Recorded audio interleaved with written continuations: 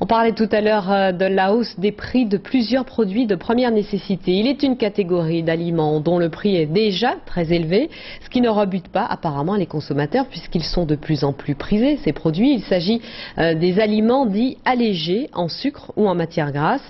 Beaucoup de ces aliments vous promettent de vous aider à garder ou à retrouver la ligne, mais attention, il faut bien lire leurs étiquettes, comme nous l'expliquent Alice Gauvin et Jean-Marc Gardeux.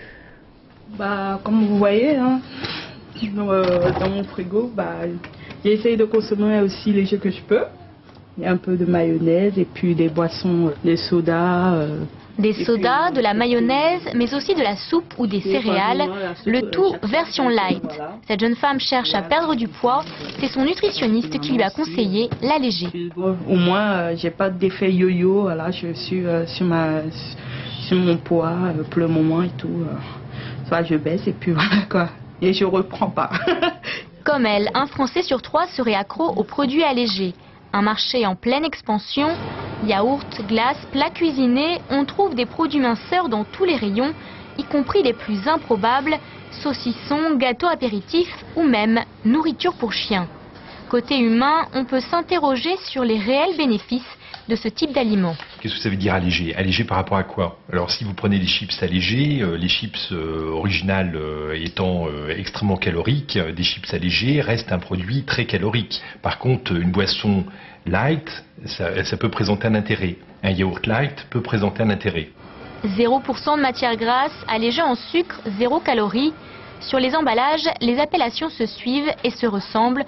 De quoi laisser perplexe le consommateur lambda.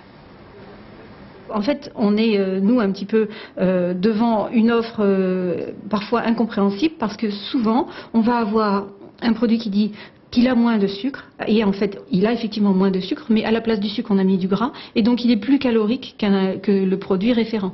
Donc, il faut faire vraiment très attention et lire les étiquettes. Lire les étiquettes, une précaution dont se passent la plupart des consommateurs. Il suffit de regarder les calories derrière, je pense, hein, la composition. Vous lisez les étiquettes quand vous achetez des produits light? Non. Enfin, je fais confiance aux marques. Dès qu'elles mettent un light, je suppose que tout va bien. Et pourtant, à y regarder de plus près, les produits minceurs ne sont pas forcément plus légers. Ces céréales de régime au chocolat, par exemple, ont moins de sucre que la recette pour enfants, mais un peu plus de gras et au final, le même nombre de calories. Dernier piège à éviter, la surconsommation. Le produit light est déculpabilisant, on a donc tendance à en manger 2 fois plus.